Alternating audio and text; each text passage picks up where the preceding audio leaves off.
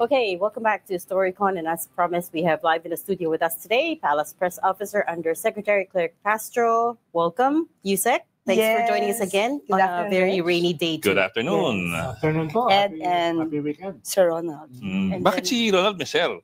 Ay, kagalang-galang po. Gen Z siya, You agree? Yusek. Gen Z daw siya. Gen Z Uy, ba? parehas kami uste. Mm. Ito, Lasal. Okay. Hindi naman eskwelahan yan. At doon sa Zoom, si Ami Pamintuan, ng bossing ng Philippine Star. Hi, Yusek. Good afternoon, sir. Ma'am. Good afternoon, ma'am. Okay, what are we talking about today? Oh, you can, you wanna There's a start lot with, of no? things we want to talk about. Where do you want to start? ICI? Sige. Okay. Sige. So, ano ba yan, Yusek? Do you want to set the record once and for all about this tiff with Mayor Magalong? About I what? mean, there's been a lot of exchange of words. Medyo maanghang po yung mga binibitaw ni Magalong. And the latest on that is he says that he feels like he struck a nerve.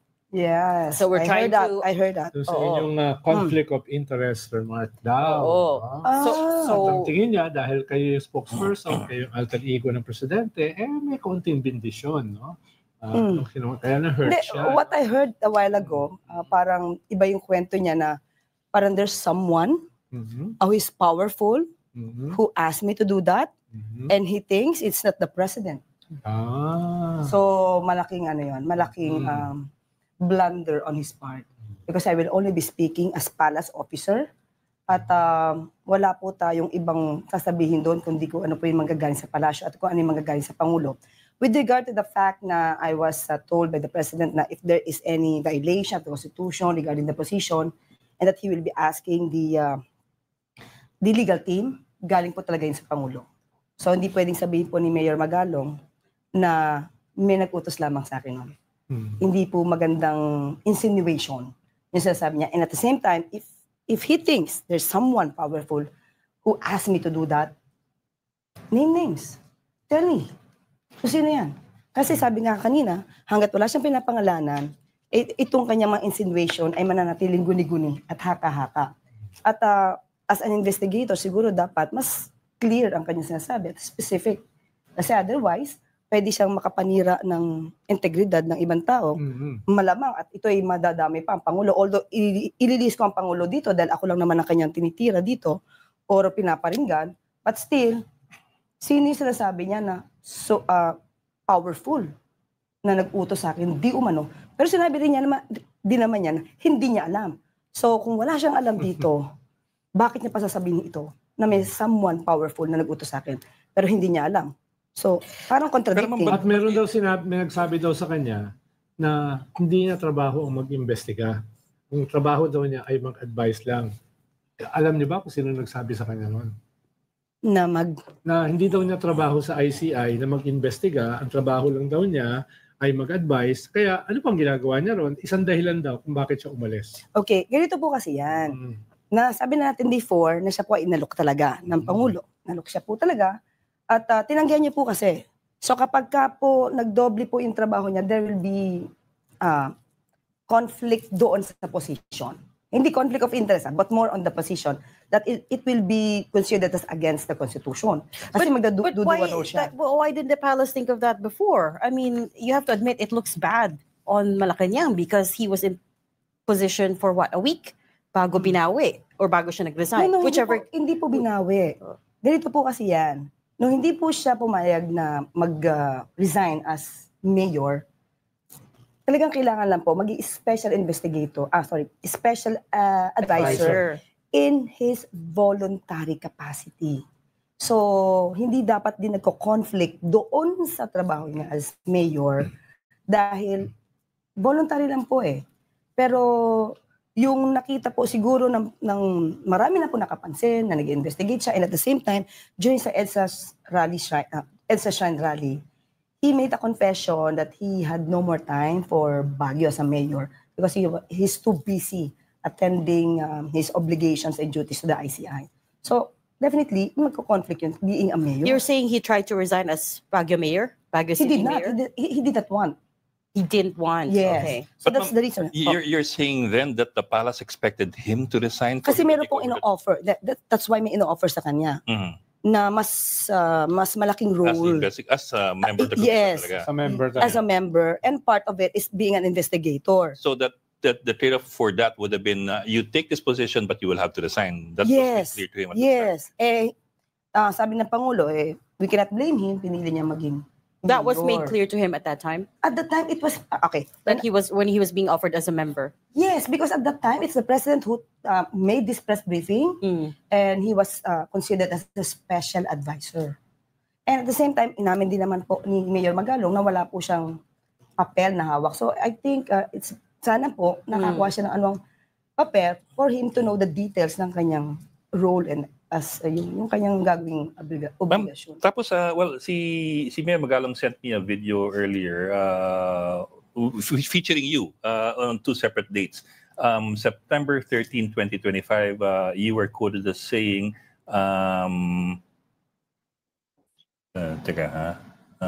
okay, tinatalaga siya bilang special advisor. Hindi po, Yung sa 26 ang sinabi niyo raw ay hindi siya tinatalaga sa pag-iimbestiga, only as a special advisor. Pero sa September 13, you were quoted as saying that he is an investigator as well. Acting as investigator for the ICI, not special advisor and investigator. But when the president made his press briefing, it was very clear. Even in the code card, his designation, or let's say, he was just considered as a special advisor. So malinaw naman po yun. And that's September 15. So September 15, mas latest po yun kaysa sa ating nasabi noong September 13. Because nga po of his refusal to let go of the position as mayor of Baguio. So hindi po sila nag-usap beforehand na, Mayor, you need to resign po before I can give you this position. I would have thought that was an important thing to talk about before making any announcement. Kasi mayor nga po siya ng isang malaking syudad sa norte. Alam naman po niya talaga hindi pwedeng magkaroon ng dual role. That's why he's special advisor in a voluntary capacity. Ganun po yun nangyari. Yusek actually, hindi lang naman yan yung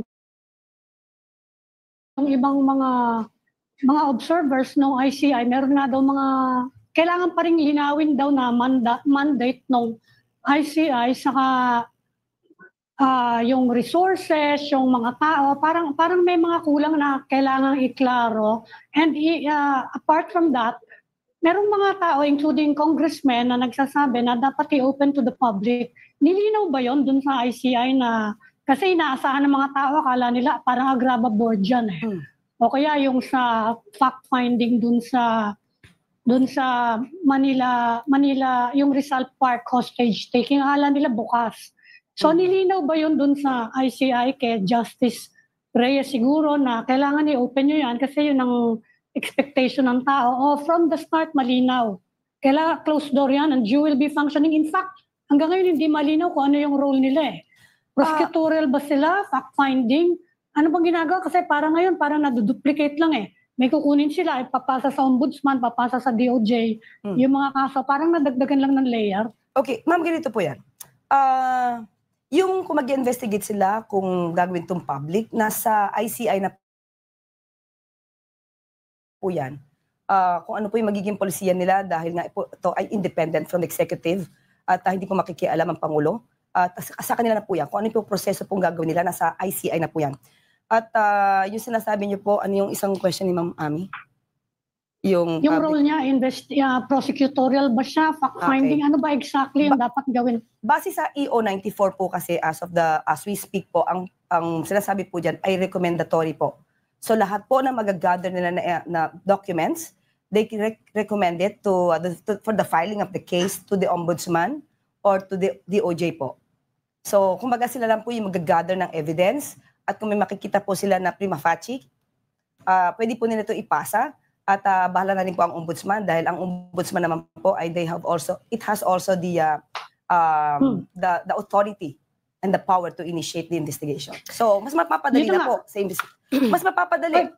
Mas mapapadali on the part of the DOJ and ombudsman kung kompleto na po yung papel at checkin na lamang po So, mas madali na po. Kesa isa-isahin po nila yon. Pero anong major But at the same difference, time, pwedeng Yusek, mag-motu proprio dun sa- yung di ba? dun sa DOJ kanila- and ombudsman. Kasi yung DOJ, inutusan din yung NBI na mag-investigate. Kasi ma'am, So pwede silang separate bodies and they can proceed as well. yes ma'am, but pag DOJ po and Ombudsman, tandaan natin, hindi lang po flood control projects, anomalous flood control projects ang iniimbestigahan nito. Marami po ito. Pero pagka meron pong isa na pinaka-investigating body, tutok po sila sa issues na to, infrastructure, flood control projects, mas madali na po silang mag-investigate lahat ng pwede lang kunin documents, and then they can recommend for the filing of the case. But on Going the back- other hand, yung resources ng DOJ, NBI, saka ombudsman mas far greater than yung nakikita natin ngayon sa ICI. And in fact, wala pa kami nakikita ngayon na yung staff nila, gaano ba kalaki yun ngayon. I mean, if you compare it with the prosecution service, kasi nainisip ng mga tao, kung ganyan din lang, bakit din nila mag-DOJ? Hindi po, kasi Ang hinihintay ngayon, parang yung sa Senate, na aalisin lang natin sa Senado kasi sabit nga yung mga, sa tingin natin, sabit yung mga senador, kaya ililipat sa ibang komisyon. Kaya yun ang iniintay nila. Bakit hindi naging open? Ma'am, I cannot talk in behalf of the ICI. May spokesperson po sila kung ba't ganun po yung kanilang procedure. But when it comes to DOJ and Ombudsman, as I have said a while ago, meron pa po, let's say yung DOJ, meron pong missing sa Bongeros. Ang dami pong pwedeng, marami po. Kahit po ako before na as practicing lawyer before, lahat ng kaso, tatambak po talaga sa DOJ. So there should be one committee or commission doing a separate investigation on Yes. it. But President Marcos, as the one who created this body, can ask them to open the proceedings, hindi ba? Yeah. Maybe can suggest, but still, independent po ito. Hindi niya po ito pwedeng panghimasukan. So sasabihin naman po, pag inutusan niya po yung ICI, sabihin niya, hawak niya yun. Hindi naman sa utos, but just to say, because the Parang people are procedural clamoring lang. for transparency, you have to open the proceedings. It depends upon the chairman. Kasi kung ang gusto po niya, medyo hindi ganon ka-open because yung mga taong pwede mabanggit lang, biglang maging judgmental lahat ng tao, lahat yan akusado. Pero yung pala, na-name drop lang. So mahirap din po on the part nung naaakusahan. Siguro yun po yung tingin ng ICI sa ngayon. Siguro, Yusek, ang pwede, may mga parts ng investigation na Yes, pwedeng, may na-close. executive session, may mga parts na pwedeng open, yung gano'ng klaseng combination. Para ma-assuage yung publiko na hindi naman ito lang, Because very private. because the fear, I think a lot of people are worried that this could just become another channel or another avenue to hit the political enemies, right? Is what they're saying. Number one, it could be another avenue for the administration to, threaten or rein in their political enemies. And number two, na it could be also a way for them to protect their own allies or family. Let's just Potentially. Let's just wait to how the ICI will do this. Let's just wait for that. We cannot judge on that. So let's see why this ICI does not want to make it public. Baka po meron namang, with all your suggestions, baka maiba naman po yung kanilang procedure. I was just wondering, I'm sure you read the statement of Mayor Magalong over the weekend. May sinasabi siya na recent developments have cast questions on the independence of the commission. I'm wondering if you have any idea kung saan galing yung hugot na Ano yun. yung ibig niya sabihin? Kaya nga po, sabi nga natin, he should explain his own words. I can explain what he's trying to say. And sabi nga natin, he said na he believes that he's struck a nerve. Who's that? And who's that? So he should explain all his findings. Kung may findings siya, wag puro insinuation. Para pwede yung sagutin. Para pwede kong sagutin. Hindi ko alam yung ibig niya sabihin. May findings siya. Where are the pieces of evidence? Dapat may nakalatag na ebidensya yan bago po siya magsalita. Kasi yun naman din po ang gusto ng Pangulo. Everything should be clear. Everything should be defined. Diba? It should be defined. So, ibigay niya.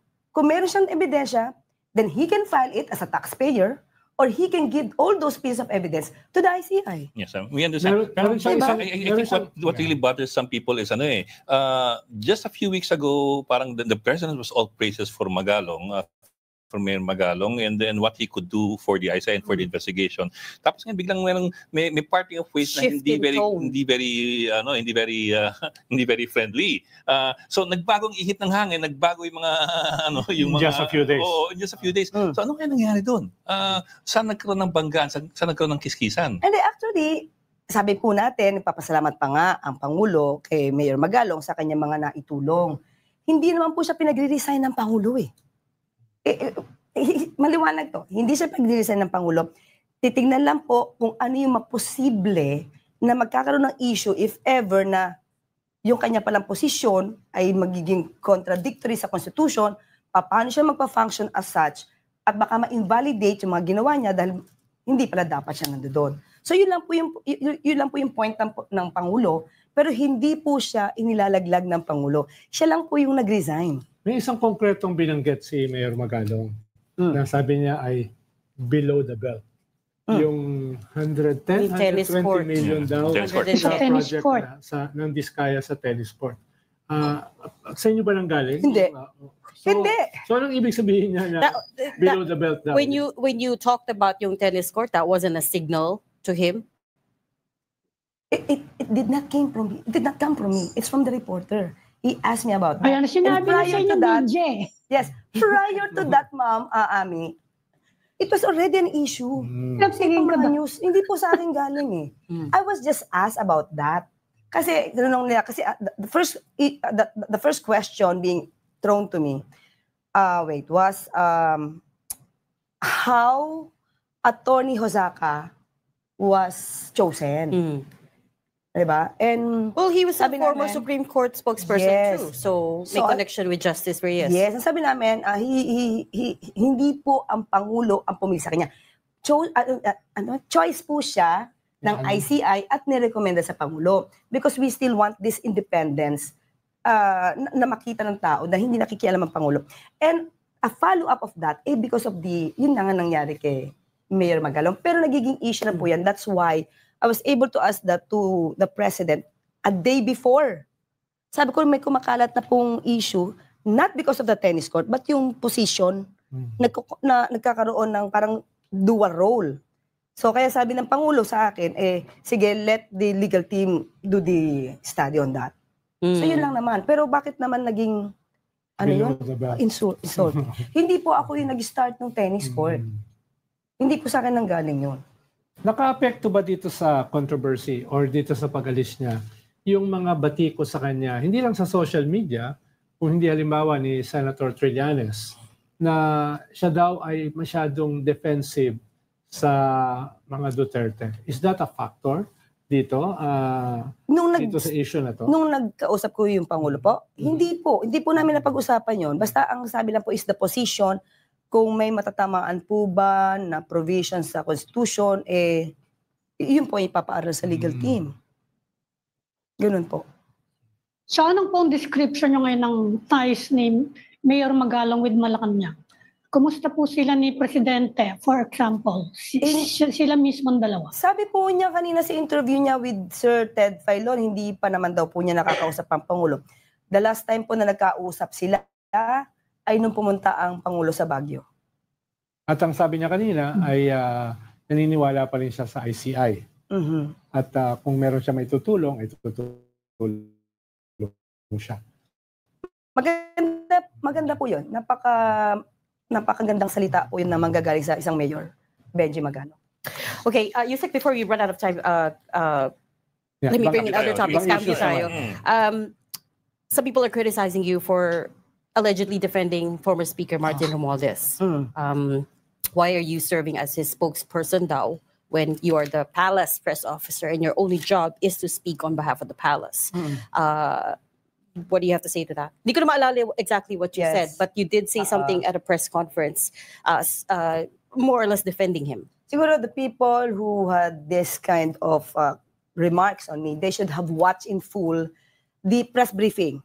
What I said is about the narrative or the statement of the Vice President attacking Congressman Romualdez and going to the President.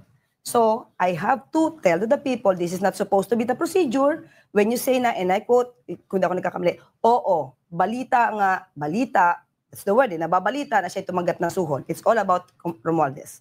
So, I have to correct that, not to defend Romualdez, but to tell to the people that this should not be the procedure. Not all the people that will be mentioned, they will be considered as already convicted. There's no conviction. That's why ang sabi ko, iba po ang na-mention at iba po yung may conviction sa korte. So, after that, sabi natin, kasi sinabi niya, yung floodgate gown is going to the president.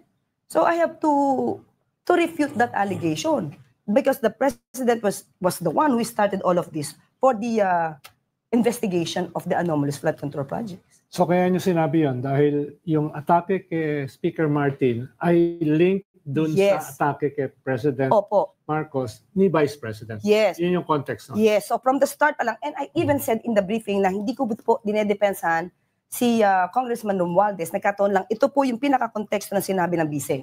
In-start na kay Romualdez at nililink niya ang Pangulo. So I have to refute everything na sinabi niya. And kahit naman sino, ito naman ay para in general, applicable na to sa lahat. Hindi lahat na na-mention, lahat guilty na. Yun naman yung gusto nating sabihin. Totoo naman po yun. That's true. But Speaker Romualdez, Congressman Romualdez here has culpability as well because he was speaker when all of these budget insertions allegedly happened. It's up to him to defend himself. Correct. That was the main criticism. But let me also go another way. When you look at Congress, of course, it is a supermajority who are allies of the president, the administration. In other words, the president wields an incredible amount of influence over almost the entire Congress. So my question is, how can the president dissociate himself from the actions of the people who follow, basically? I know they're supposed to be independent, but of course, in reality, they're pretty much dependent on each other. How can the president dissociate himself from the actions of his allies in Congress where he has a supermajority? That would include, for example, people like, of course, Martin, who is a cousin, and Zaldico, who was part of the leadership and Appropriations Committee chairman for for almost the entire 19th Congress. So, yun po, how can the president dissociate himself from this mess? And of course, let's not forget what the other analysts have said to us, which is would he have made it to the House leadership if not for President Marcos's blessing? Of course. Again, we will invoke the separation of powers. Whatever they do, if it is not known to the president, we cannot blame the president on that. That's it. Diba? Easy. But to Ed's question, can he actually disassociate himself from what went on in Congress, given his very close ties with given the supermajority, given his very close ties with his cousin? Even if they are cousins, still, if the president does not know anything about what he did, so we can say that the president is innocent of that. We're Yusek, would you know kumusta na yung ties ng magpinsan? Wala siya alam. Would you know? We're just saying at the very least, I wouldn't even say command responsibility. It's more of responsible influence. Hindi naman din po niya alam. Moral suasion. Hindi naman po niya alam kung nagme-meeting ito behind his back. Kung nag-meeting ba sila, pumunta ito sa House, pumunta sa Senate, nag-uusap sila. Alam ba ng presidente? But he signed the budget. Still, kahit sinay niya po yan po ang binigay sa kanila. And he was ng veto. And we know for a fact that he was very unhappy with the 2025 budget. Sila na mismo Benito. Benito yung iba. Yeah. What was told to us was Benito at least 26 billion, but he wanted to do more, but they ran out of time. So he knew right from the get-go when he signed that budget, there's something off about it. That's why he was very careful and is still now careful, and he wanted to investigate everything. Now, kung meron man mga insertions dyan na pinagkaperahan, kung ayoko maging judgmental, kung pinagkaperahan yan, he wants everything to be investigated. That's why. How would you... Yusek, kumusta sila ngayon? Sila nang magpinsan. Would you know? Have they been talking? Would you know? Personally, hindi ko po kasi nakikita si Congressman Romualdez sa vicinity ng Malacanang. So, wala po akong personal knowledge. Is it true that yung Aguado House belongs to Speaker? Meron sila yung weekend, would you know? Meron sila ng weekend family Get gathering. together. Oh. Tuloy-tuloy pa ba yun? Would you know? Hindi ko po alam kung kasama si Congressman kasi nakikita ko sa mga pictures, family lang po talaga ng Marcos eh. Wala si Condon, Wala wala si po. Speaker. Yusek, nung nilunsad ni President Marcos itong mahiya naman kayo campaign at nag-press con siya at sinimulan niya itong isumbong sa Pangulo with the list of the 15 largest contractors na involved dito sa flood control. Natansya ba niya kung saan ito aabot? Kung natansya ba niya saan ito matatapos? No? Dahil ang tinatamaan kasi primarily is political allies. Ibig sabihin, at the back of his mind, alam niya na ito ay pwedeng umabot sa kanyang political base at hanggang saan niya ito gustong dalhin? Siguro ang Pangulo po ay wala po kasing iniisip kung may matatamaan o wala. Sinabi naman po niya, kung kaalyado ko kayo at kayo yung sangkot dito, hindi ko na kaalyado. So hindi po niya inisip kung saan to po papunta, kung may matatamaan, basta ang gusto niya po ay maimbestigahan at maging maayos po yung pondo ng bayan. How far is he willing to go is yung second question ni Ronald, and may tanong doon what Malacanang is willing to do to bring back Congressman Zaldico, former congressman I should say, kasi nag-resign na siya. Well, depende na po yan sa House. At kung may kaso na po yan, if there will be a warrant of arrest, well, the DOJ put him on blue notice, yes, right? It's a blue notice. It is all about the whereabouts of Congressman Zaldico. But once there's a case, and once the warrant of arrest is issued by the court, well, he could be considered as fugitive, and there could be a call for a notice or request for a notice. Or even a cancellation. Yusek, nabanggit din ni President ng Malacanang na the President is ready to undergo a lifestyle check at kasama na doon yung pagre-release ng SALN niya. Kailan kaya yun mangyayari? Can we expect it anytime soon? Alam ko po, meron pong gagawing memorandum at sa isang ahensya for this lifestyle check. So, inaabangan lang po natin. What do you mean? Sorry. Yung SALN niya, i-release na siyang magsasagawa. Sa lahat ng mga government officials. May isang ahensya na mag-uumpisa nun. Yes, po. Or a memorandum na gagawa na. Tapos pwede kasi may existing agency na gagawa na. To conduct lifestyle check for that. And how far from top to bottom? Let us see, hindi ko pa po nababasa. Hindi ko pa po nakikita kung ano yung memo. Kasi that would be interesting eh. That would be really interesting. Yung SALN yung SALN ni Presidente, hindi naman kailangan ibigay yung buong detalye. Ang nakukuha lang namin nun actually yung parang summary eh. Ano yung asset mo, liabilities and net worth, yun lang naman. Kasi yung iba, alam ko, I've talked to some officials, sabi nila, natatakot sila na lalabas yung detalyado nila doon ng mga assets. Baka daw sila ng mga criminal or something like that. Anyway, what the people need, yung final declaration lang. Kasi kahit redacted naman yun lang asset mo, liabilities mo, and your net worth. Pwede ba yung makuha na? Itatanong ko po sa Pangulo. Ang sabi naman po dati ng Pangulo ay handa naman po siya. At itatanong po natin sa kanya. Sa context nitong ombudsman, dahil with this landscape, very volatile, ano bang, nasa na yung status ng ombudsman? It's going to be a very important position. Ngayon, alam niyo na ba kung paano, anong timeline dito? Dahil very critical at this point. Sa pagpili po? Sa pag-appoint. Hindi ko pa po natanong ang Pangulo. Pagbalik ko po dito. Yes, babalik pa ako po dito. Because ang daming pending issues that the new ombudsman has to take over, right? Especially his or her plate will be very full. Especially after ni-reject ng Supreme Court yung impeachment. No? And the onus will be transferred on the ombudsman. Yes. Well, we don't know that with finality. We're still waiting on the Supreme Court's response to the MR by the House, right? Ma'am, teka, marapap na kasi kami muna ako.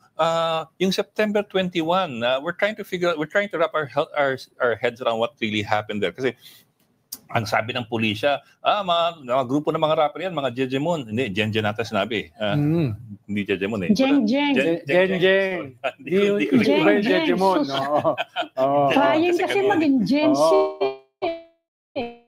So we're trying to figure out, so what, kasi on one hand, you have the police saying that, and I think also Mayor Isko Moreno saying na parang something like that. On the other hand naman, there was you and there was John Vic Rimuna saying that there was an attempt to burn Malacanang. To assault Malacanang and burn it. Meron po nakita talagang video Meron po talagang nagsalita at ihanda ng lighter. Lighter. At sumugod sa Mendiola. Meron po talagang video. But my question to you is, do you think that there was a concerted, conspired effort to do it, or sila conspiracy? Kasi magkaiba yun. It's different when you have a plot to assault Malacanang and conduct an overthrow versus nagkasamaan ng loob at naglabas ng lighter. So, pag may lighter, may molotov bomb, ihagis lang yan, masusunog talaga yun. But my question is that, was there, from what you heard from the intelligence of Malacanang and all that, was there really a plot to assault Malacanang and overthrow the government on September 21, 2025? Parang hindi po ako dapat sumagot yan. Tanungin na lang muna natin si Secretary John Vic saka si Secretary Boying kung ano nangyari dyan. Kasi alam ko po may mga case na po na nakafile sa Manila. Okay. Yun ang latest sa akin. So ang alam nyo ay talagang may mga grupo at mga tao na may dalang molotov at balak sunugin. At least part ng Malacanang. Dahil mahirap kasi umabot yung molotov sa building. Pag nakapasok sila, pwede, di ba? Okay, we're being told to wrap up, but just let me squeeze in one last very quick question. Set the record straight, Yusek.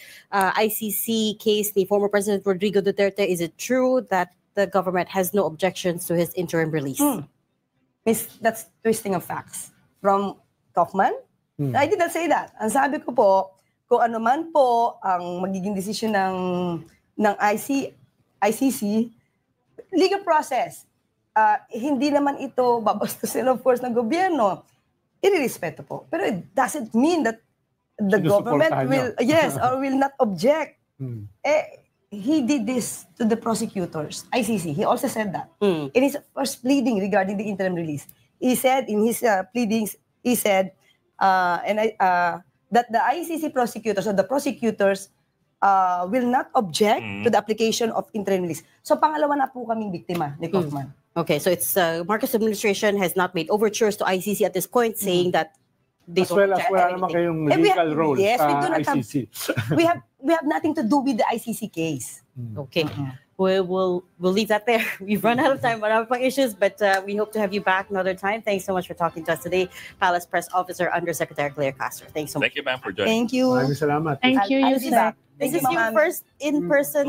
Yes. First time you guys met in person. Madalas naman ako mabait. Subdued siya today, no?